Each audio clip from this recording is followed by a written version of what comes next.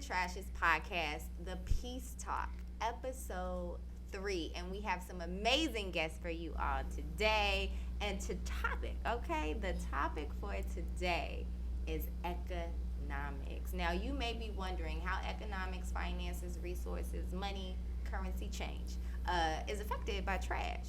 Well, you're going to learn today. We're going to get right on into it. So, my beautiful, beautiful guests, we're going to start with Michael LaFargue. Can you please introduce yourself and tell the people who you are and what you do? Well, thank you so much, Natalie, and the Talking Trash team, Communities Organized to Win. I am Michael, and I am a former real estate appraiser, a former property manager of commercial and public sector properties, and currently I am with Coldwell Banker as a managing broker for the Good Neighbor team for residential and commercial properties. So we've got a lot of trash to talk today. Yes. I love that. Please introduce yourself and tell the lovely audience who you are and what you do. Hi everyone, my name is Mattie Carter. I am owner of Steer Liberty Consultant. I am focused in modular development, and trash plays a lot of role in developing our homes, building our communities, and making sure the beautification is there. Ashe, and that's important. Yes. So real estate, right? Yeah. Both of you all work in real estate Yes. and development, and when we talk about community, we talk about how it looks in the beautification. We got to notice that trash is being more and more prevalent in our communities. How do you all feel about the litter in the community, and how does it affect your businesses? Seeing the litter and the trash being thrown out of cars, the litter along expressways and vacant lots, it frustrates me, it irritates me, and it challenges me mentally. Do I want to stay in this community? It's a real concern. As far as affecting business, as a realtor, people say, I want to move into a good neighborhood.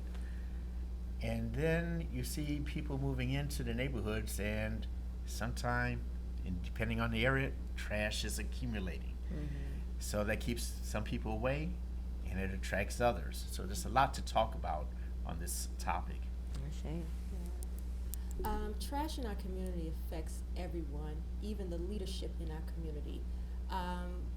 As working as a previous automatic assistant to the 3rd Ward, I understood that trash is reported a lot with these vacant lots, and crime is exposed. So trash in our community not only represents the neighbors, the people in the community, the school district, the businesses, it also represents our leadership, and as a team, we're supposed to support that.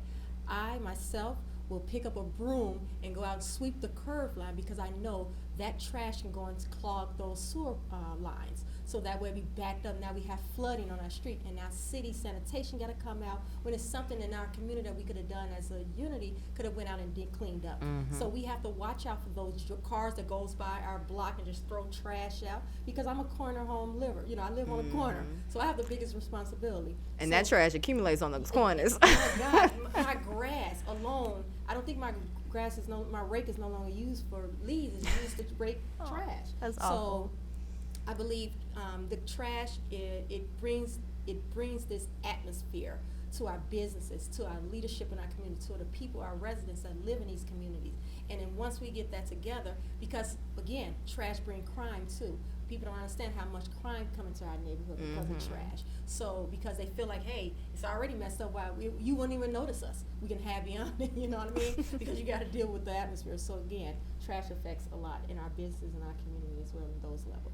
And one thing that you said that was very important was how it affects our safety, Our right? safety, and definitely. it attracts crime. So that's actually one of our podcasts coming up. So we're definitely going to dive into that. So economics, right? Most people think about that and they hear it with trash and they're like, how? How does trash impact my money, right? And this is how we probably going to get people to stop littering today. If they find out how it impacts the money. So how does it? How does litter in our community impact the money? Now, both of you all working in housing and real estate, how does it impact that market in particular, but then in general, how does it impact the finances? In many ways. One way, as a facility manager or property manager, you have to, for the common areas of your shopping center, your business district, you have to clean it. The increasing cost of cleaning trash increases the cost of those businesses. Can they always stay? The money that you use to clean up can be used in other areas. As Mattie said, you look at the broken window theory. You have to keep things clean because the broken window theory says if there's a broken window, possibly trash in the area, that can attract crime. So fix that window. Get out and clean. Other areas that it affects you. Economically, it affects you with the micro markets and the macro markets of real estate. Okay, again, in purchasing a property, are you going to purchase or be attracted to an area that is surrounded by trash? Or if you've already purchased years later, is that trash going to affect the value of the property? And we've interviewed appraisers, and there is a definitely cost equalization between the way trash is accumulating, how they report it, and how it can affect property value. So we can talk about that as well. The appraised value of your real estate. Thousands of dollars you've invested in your home, and it's being depreciated by people throwing trash out. Definitely. And that's an easy fix. We can It's go easy pick it fix. up. Yeah. Yes. Yeah. I would definitely have to piggyback off Mr. LaFargue is that as a modular builder, bringing the style of homes we're planning to bring, luxury design, brick and mortar, Chicago style homes, and affordable homes into communities that we acknowledge that it will not be as profitable to put these homes here if we don't check the problem itself. These vacant lots with the trash everywhere, the community, the school's been affected. These children are walking down the street seeing this trash everywhere. That's what the tone we want to set for our children. Then their lifestyle, their focus will be that damaged. It will be that, hey, why should I excel from what I'm exposed to? But once we bring these homes to these vacant lots, then beautify and work with the community in beautification. I mean, street pavement, that means beautiful flooring along the street line. That means, sidewalks, all of this. Everybody getting involved in that definitely would help out. Absolutely. And you both mentioned safety, and so that's actually our next podcast 2 weeks from today. But when it comes to the money, you mentioned property value. And you also mentioned some of the things that we talked about on our last episode going into mental health, on how the effects of looking at this trash and growing up in it and being used to it, even the fact that you throw it on the ground, it's a disconnect there mentally, and all the things that play a part in that. And that affects the money too, because if you don't value your community, you're not going to invest in your community. If you don't value where you are and who you are, because most of the time, if you don't value your space and you're throwing things on the ground, you don't appreciate or acknowledge or value or love yourself. Yes. And That's so right. you're not reaching to aspire to those things that will get you more income, which brings more income into the community. So they all are connected in that way. Yes. Mattie, you hit a number of points right on the nail on the head, and so have you. There's the cost of segregation. The cost of segregation is one of the reasons that we have so much trash in this community. The Metropolitan Council and the Urban Council did analysis on segregation in Chicago. This goes way back to Plessy versus Ferguson, the Supreme Court decision that says segregation is okay as long as things are equal. It's not. We've seen it. It causes additional challenges such as the loss of income, the loss of lives, the loss of potential capabilities financially. And what does that cause when you don't have good income? You don't have access to jobs if you're in a segregated area. You don't have access to education if you're in a segregated area. You have food challenges because there are deserts, Yeah. banking, food deserts, etc., many deserts. Poor walkability that realtors look at. You cannot get to where you need easily. All right, so there's a mental strain, okay? But let's talk about the lost lives. That's cost of money. That's a mental strain. You lose your child, it's a financial strain. You have funerals and raising insurance costs. That costs you in your community. Come on. You're taking money out of your community. Yeah. Then we go into the potential losses caused due to depression, anger, loss of mental challenges, loss of mental capacity, loss of emotional challenges. There's a cost. And some of our residents and youth take their aggressions out by it gives them power. I can throw this out of my car and I'm empowered. I can get it even by throwing that bottle out of the car, that trash bag. The cost of segregation in Chicago area, $4.4 billion is the cost to our metropolitan area. A 30% lower crime rate could occur if we address these segregation issues. We could have 83,000 more bachelor's degrees if these areas weren't segregated and you can access jobs. Yeah. This is why the red line extension is so important to our community. I didn't mean to take the floor like that, but there's a mental focus and challenge to people that are live in trashed areas, areas that are economically deprived and have been segregated. Oh no, you are wonderful. Yes, Thank I'm you telling for you, that. my God. And so the board behind you is the Red Line Extension Project. Absolutely. This is the Red Line Extension, for those who aren't aware, is a $3 billion project that has been discussed for 60 years. Yes. Since 1958, when the Dan Ryan was discussed, CTA suggested, hey, we'll have a transit line going out to the ends of the city. Well, what occurred was they thought the city was end of the city was at 95th Street. The world does not end at 95th Street. If I may stand up. For sure. This board represents multiple things. Thank you. This $3.3 billion project, and we have to thank Mayor Lightfoot for her aggressiveness in pushing this, the previous mayor, and what she has done. We needed a transit TIF, a specialized TIF to get push this through. But you have 95th Street, the 103rd Street station. This is the Greater Roseland Medical District. This is the area, 115th in Michigan, we call Magnificent Mile South, because it can be that. Branding is important to our mental capacities when we think about trash. And this is 130th Street. So, just very briefly, between 2018 and 2023, once this concept was coming really into fruition in the developing communities project got this voted as a referendum, property values have started to increase. Investors are coming into our communities. Allgale Gardens is one of the most depressed areas in our city. Very high unemployment rates. The home values in 2018 were $43,000. 2023, okay, $50,000. That is a raise, but that is in part because of the Red Line extension. The Roseland Medical District, 2018, within a quarter of a mile, some property values were $20,000. The median right now is $60,000. Why? Investment in our community. We must invest in our community in order to improve our community. Not only will the Red Line extension do this, but we're talking about like the Wild West.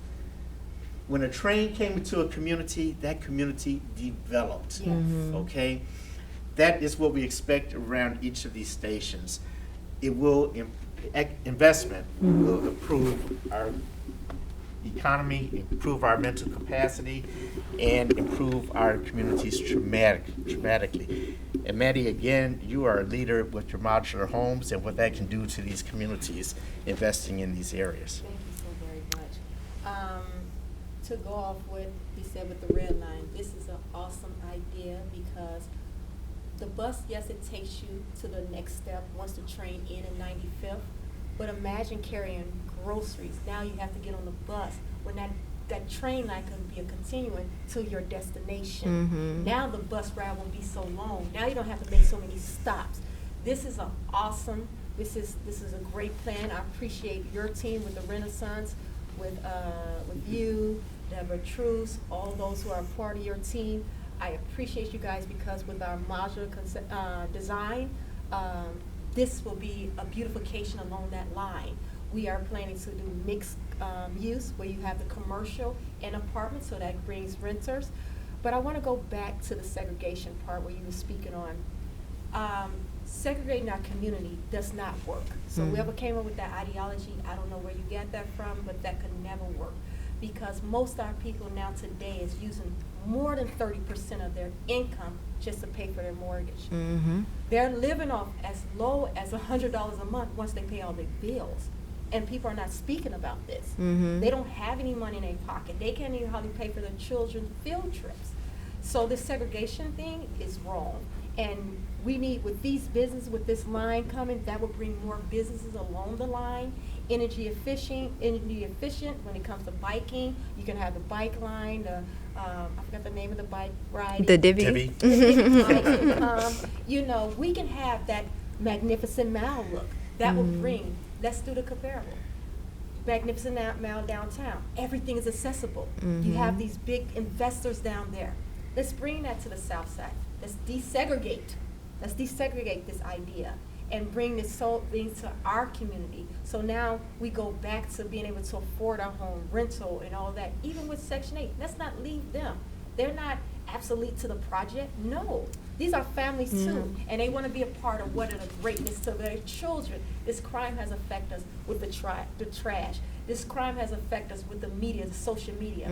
Our children is important, and with this red line, that will bring a lot of more investments and a lot more things with this development and beautification and removal of trash.